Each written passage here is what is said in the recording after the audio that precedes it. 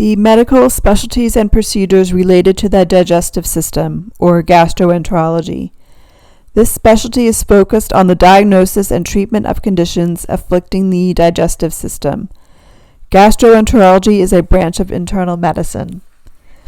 A physician who specializes in this area is known as a gastroenterologist.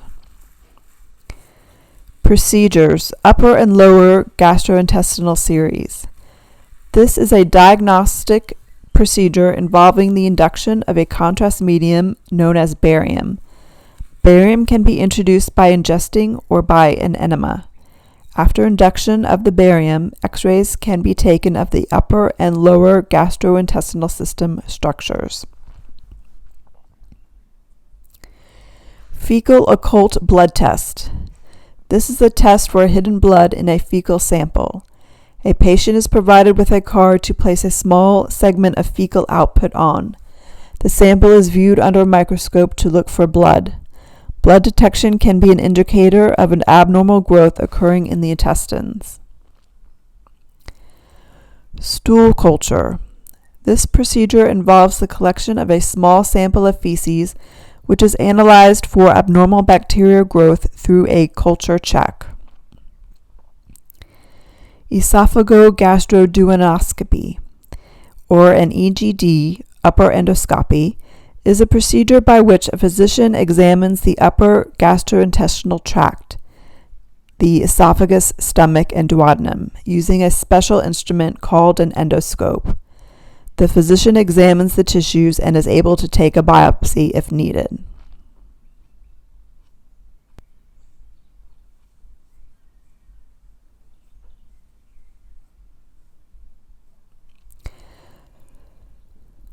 Disorders of the digestional tract. Disorders of the digestional tract include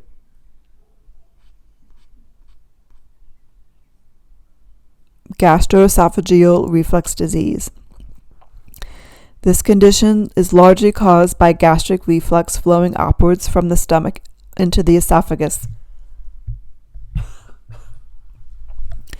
Those suffering from the condition will often feel a burning sensation radiating near the top of the stomach. Cholecystitis.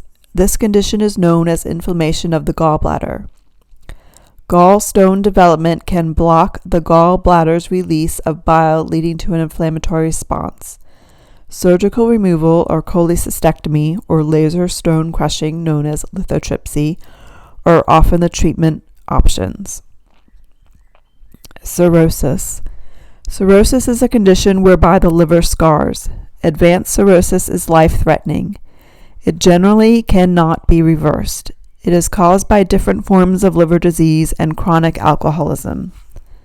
Cirrhosis often has no signs or symptoms until liver damage is extensive and may include fatigue, easily bleeding or bruising, loss of appetite, nausea, edema, weight loss, itchy skin, jaundice, and ascites.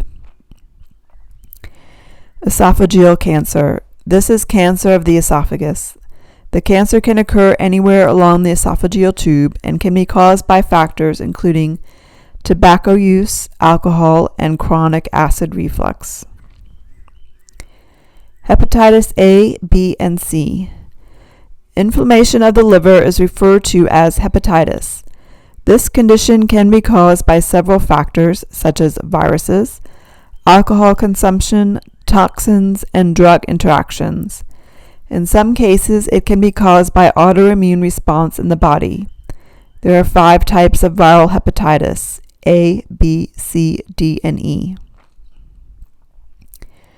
Celiac sprue or celiac disease. Individuals who possess celiac disease have an immune sensitivity reaction occurring in the small intestine when they consume gluten. Typically, people with this condition are genetically predisposed to the condition. Damage to the small intestine will occur if continued consumption of gluten occurs. Individuals once diagnosed eat a gluten-free diet as a best approach for management of the condition. Crohn's disease and ulcerative colitis. Crohn's disease and ulcerative colitis are chronic inflammatory bowel disease whereby a section or segments of the digestive tract experience inflammation. Crohn's disease can occur anywhere along the digestive tract from the mouth to the colon, although it is most often found in the intestines. This often leads to malabsorption of nutrients from food. Ulcerative colitis is localized inflammation and ulcers in the colon. Colon cancer. Cancer formation in the colon portion of the digestive tract. It is typically found in older adults. Colon cancer is often diagnosed through a colonoscopy. Hernia.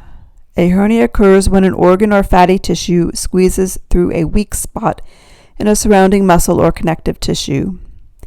A hiatal hernia is found in the upper stomach region. Irritable bowel syndrome. Irritable bowel syndrome is a common disorder affecting the large intestines.